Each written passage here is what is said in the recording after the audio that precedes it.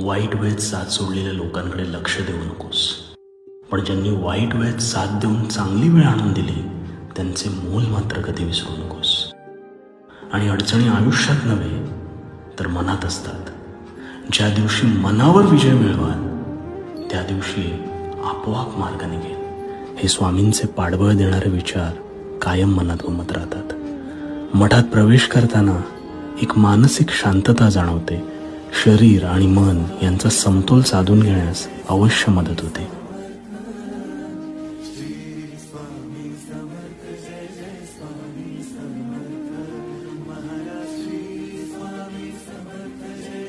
स्वामींच्या समोर डोळे बंद करून उभे राहिलो असता भेऊ नकोस, मी तुझ्या पाठीशी, हा आवाज आपसुकच मनात ऐकू येतो.